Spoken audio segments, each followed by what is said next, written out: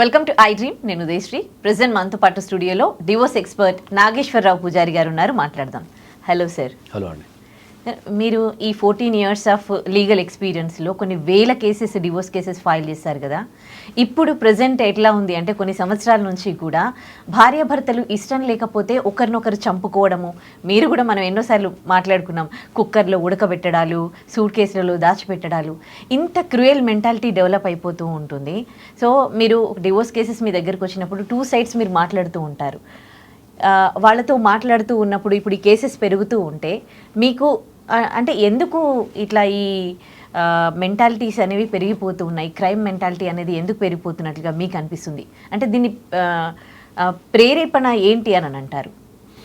ఎప్పుడైనా కూడా క్రైమ్ కానీ ఆత్మహత్య కానీ ఎప్పుడు పెరుగుతాయి అంటే ఏంటంటే వీళ్ళు సమాజానికి దూరంగా బతుకుతుంటే పెరుగుతుంటాయి. ఈవెన్ క్రైమ్ అయినా ఐదర్ ఆత్మహత్య అయినా. This is the basic fundamental. అంటే వీళ్ళు సమాజంలోనే ఉంటారు కానీ సమాజంతో కనెక్ట్ కలిగి ఉండరు. ఒకవేళ వాళ్ళకి సామాజిక సంబంధాలు కనుక బలంగా ఉంటే వాళ్ళు చెయ్యరు. The crime is rarest rare. Okay, సామాజిక బంధాలు బలంగా ఉంటే క్రైమ్ అనేది ఒక 1% ఉంటుంది. అది కూడా ఏంటి అంటే ఆవేశం ఆపుకోలేకనో లేకపోతే కొన్ని సందర్భాల్లో మన చేతిలో ఉండక జరిగే క్రైమ్ ఉంటుంది తప్ప ఇప్పుడు మీరు వింటున్న ఈ క్రూయల్ క్రైమ్ ఉంది కదా, ఏదైతే ఈ చంపటాలు, ఈ కుక్కర్లో పెట్టడాలు, లేకపోతే డమ్ములో పెట్టడాలు, లేకపోతే రకరకాల చంపటాలు. అంటే చంపడంలో అందరూ PhD చేస్తున్నారు. అవును. నిన్న ఎవడో వాడు చంపేసి బిర్యానీ వండుకున్నాడు. బిర్యానీ అంటే ఇంకా ఎన్ని చూడాల్సి వస్తుంది ఇంకా జీవితంలో. ఒక భార్యనేమో భర్తకి అది కట్టింది, ఏదో కట్టేసి ఇంట్లో సమాధి కట్టి బాత్రూంలో చంపేసి సమాధి కట్టేసింది. అట్లా వీళ్ళందరూ ఏంటంటే సామాజికంగా వీళ్ళు కనెక్ట్ అయి ఉండరు, వ్యక్తులతో ఉంటారు సమాజంలో కానీ కనెక్షన్ ఉండదు. ఎప్పుడైతే నీకు సామాజిక పరమైన కనెక్షన్స్ తగ్గుతూ వస్తుంటాయో అప్పుడు నువ్వు ఆత్మహత్యకు కానీ లేకపోతే క్రైమ్ చేయటానికి కానీ దగ్గర అవుతుంటావు. మరి ఎందుకు తగ్గిపోతుంది వీళ్ళకి సామాజిక కనెక్షన్? పట్టించుకోరు వాళ్ళని, ఎవరు పట్టించుకోరు. లేకపోతే వాళ్ళని అట్నే వదిలేస్తారు, లేకపోతే వాళ్ళకు వ్యతిరేకంగా. ఇండియాలో ఉన్న అతిపెద్ద ప్రాబ్లం ఏంటంటే ఎవరన్నా ఏదైనా చెప్తుంటే, ఏదైనా బాధనో లేకపోతే నువ్వు నన్ను ఇంతకుముందే కదా. సో ఇండియాలో అతిపెద్ద ప్రాబ్లం ఏంటంటే ఎవరైనా ఏదైనా చెప్తుంటే దాన్ని పూర్తిగా వినరు. ఇప్పుడు వాళ్ళ బాధ చెప్పడానికి వస్తారు, వినకుండా నువ్వు చేసిన తప్పు అని ఆ జడ్జిమెంట్ ఇచ్చేస్తుంటారు. దాంతోనే వాళ్ళు చెప్పుకోవడం మానేస్తారు. ఇక మానేసి దాని నుంచి క్రైమ్ కానీ లేకపోతే ఈ 2 రకాలు ఉంటాయి. ఐదర్ వాడు క్రైమ్ అనే చేస్తాడు, వీడు ఆత్మహత్యనే చేసుకుంటాడు. సో ప్రధానంగా ఇండియాలో మానసికమైన పరమైన సమస్యలకి గుర్తింపు లేదు. ఎవరన్నా ఏదన్నా మానసికంగా సఫర్ అవుతుంటే వాడిని కొట్టేయటము, లేకపోతే వాడిని ఉంటేనే వాడు పిచ్చోడని ఇట్లా వాడు డైరెక్ట్ అంటుంటాం మనం. వాడు పిచ్చోడని వదిలిపెట్టే అంటాం మానవుగానే. అర్థమైందా? సో అది ఎంత హ్యూమిలేషన్ ఉంటుంది. ఓకే, ఇన్స్టెడ్ ఆఫ్ నువ్వు వాడి పిచ్చోడు వాళ్ళని వదిలే అనే బదులు ఆ పదం వాడకుండా వానికి ఏమన్నా ట్రీట్మెంట్ ఇప్పించి వానికి ఏమన్నా చేస్తే బెటర్ కదా. దీంతోనే ప్రాబ్లం ఎదురైదు ఇండియాలో. మరి ఎట్లా అంటారు? అంటే సామాజికంగా అంటే అందరి మధ్యలో బంధాలు బలంగా ఉండాలి అంటే మార్పు సాధ్యమయ్యే పనేనా? మీరు ప్రెసెంట్ జెన్జీ కిడ్స్ని చూస్తూ ఉన్నారు. వాళ్ళైతే అసలు పెద్దవాళ్ళను కేర్ కూడా చేయరు, no respect for elders, and ఎవరి మాట పట్టించుకోరు, వినరు. వాళ్ళు ఏదనుకుంటే అదే చేయాలనుకుంటారు. అంటే ఇప్పుడు మనకు సామాజిక పరిస్థితులు అంటే మారుతున్నాయి కాబట్టి మారిన సామాజిక పరిస్థితులకు అనుగుణంగా మన బిహేవియర్ కూడా చేంజ్ అవుతూ ఉంటుంది ఎప్పుడు కూడా. ఎందుకంటే మనం చిన్నగా ఉన్నప్పుడు ఏంటంటే పెద్దవాళ్ళు వస్తే గౌరవించాలా, లేచి నిలబడాలా, వాళ్ళు చెప్పిన మాట వినాలా, ఇట్లాంటివి ఉంటుండే. ఇప్పుడున్న తరం ఏంటి అంటే పెద్దవాళ్ళని కూడా సమానంగా చూస్తున్నారు. వస్తే లేచి నిలబడాలన్నా, ఎందుకు నిలబడాలా, ఎందుకు వినాలా, మాకంటూ ఒక అభిప్రాయం ఉంది కదా, మేము వినాలి, మా మాట కూడా వినాలి కదా అనే దానికి వచ్చేసిండ్రు. అది సామాజిక మార్పు అది. కాబట్టి అది ఒకందుకు మంచిదే. ఎందుకంటే వాళ్ళ వాయిస్ కూడా రేజ్ చేయడంతో వాళ్ళ ప్రాధాన్యతను తెలుస్తుంటుంది కాబట్టి ఆ సమాన గౌరవాలు వస్తుంటాయి కాబట్టి అది కూడా ఒకందుకు మంచిదే. కాకపోతే ఏంటంటే ఇప్పుడు మనకు క్రైమ్ రేషియో అనేది ఇండియాలో పెరుగుతుంది. ఎందుకంటే మన సొసైటీకి వ్యతిరేకం క్రైమ్ అనేది. ఆ రేషియో పెరుగుతున్నప్పుడు ఏంటంటే ఇంతకుముందు చెప్పినప్పుడు కుటుంబ బంధాలు కానీ లేకపోతే సామాజిక బంధాలు కానీ లేనప్పుడే క్రైమ్ పెరుగుతుంది. సో ఎప్పుడైతే మనం ప్రతి ఒక్కరిని కుటుంబంలో ప్రతి ఒక్కరిని పట్టించుకోగలుగుతామో అప్పుడు ఈ క్రైమ్ రేషియో తగ్గిపోతుంది.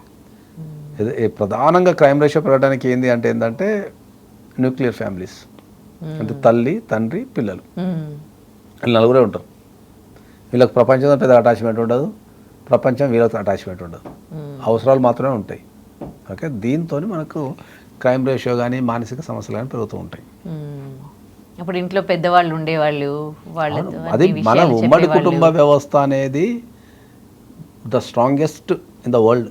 భారతదేశం యొక్క కుటుంబ వ్యవస్థ అనేది the strongest in the world. ఎందుకంటే పుట్టిన పిల్లగాడి నుంచి చనిపోయే ముసలి వరకు ఉండేదాన్నే ఉమ్మడి కుటుంబ వ్యవస్థ అంటారు. రకరకాల ఏజ్లు, ఓకే, రకరకాల వ్యక్తులు, రకరకాల పద్ధతులు అంతా ఒక ఇంటి కింద ఉంటారు. ఓకే, వాళ్ళ అవసరానికి తగ్గట్టు ఎదుటిలో ఆదుకుంటుంటారు. ఓకే, మానిటరింగ్ ఉంటుంది, తర్వాత బలం ఉంటుంది, ఫైనాన్షియల్గా స్ట్రాంగ్ ఉంటారు, ఒకరినొకరు ఆదుకోవటము, ఇదంతా ఒక బలమైన వ్యవస్థ యాక్చువల్లీ. అది చిన్నభిన్నం అయిపోయింది.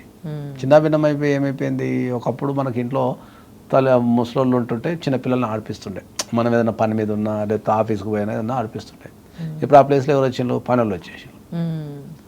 పనులు వచ్చినప్పుడు పిల్లల్ని ఎంతైనంత సెక్యూర్గా వాళ్ళు ఆడుకోలేరు, వీళ్ళు ఆడిపించలేరు. అదొక డ్యూటీ కార్యక్రమం కింద ఉండిపోతుంది. సో లవ్ అండ్ అఫెక్షన్ ఉండదు. అట్లా ఇంట్లో చిన్నపిల్లలు ఏమైనా తప్పులు చేసినా కూడా వాళ్ళని మందలించడానికి కానీ వాళ్ళకున్న ఎక్స్పీరియన్స్ అంతా రంగరించి వాళ్ళని సరిదిద్దడానికి పనిచేస్తుండే.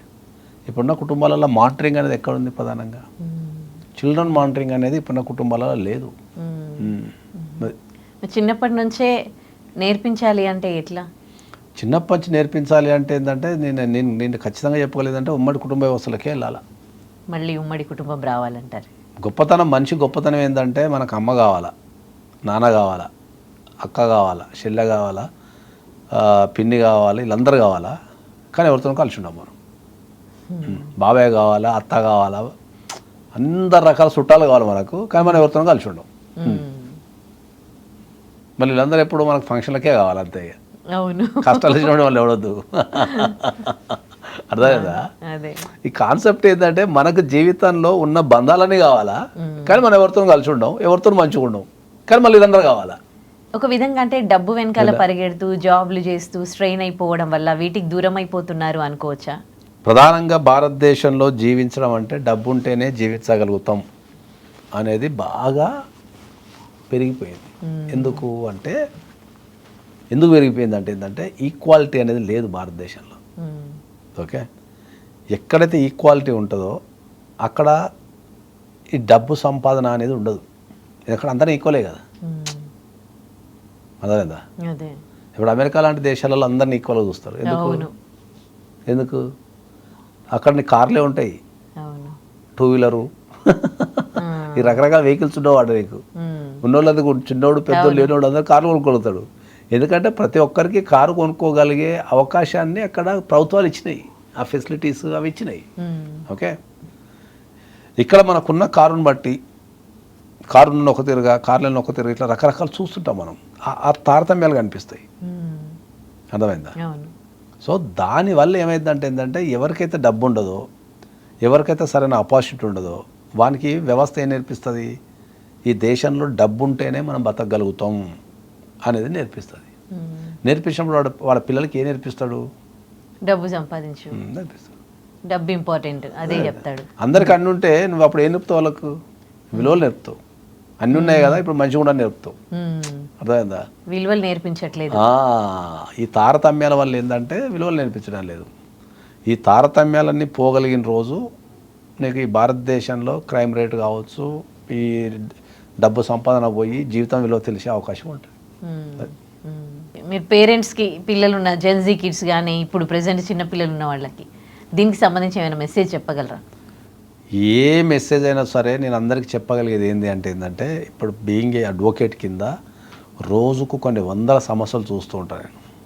ఓకే, డబ్బు ఉన్న వాళ్ళ ఇంట్లో గొడవలు ఉన్నాయి, డబ్బు లేని వాళ్ళ ఇంట్లో కూడా గొడవలు ఉన్నాయి, మధ్యతరగతి వాళ్ళ ఇంట్లో కూడా ఉన్నాయి.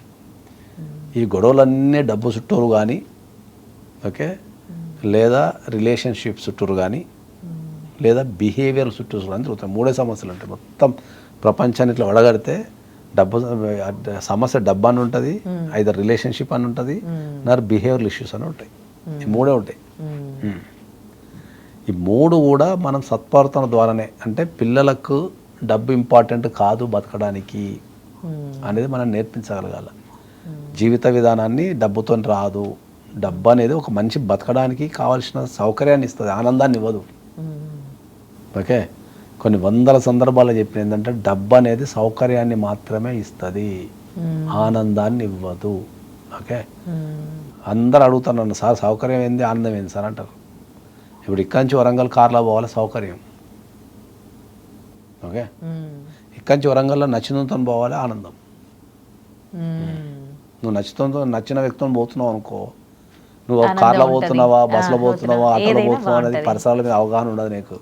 ఎందుకంటే you are enjoying the company of the person, అది ఆనందం.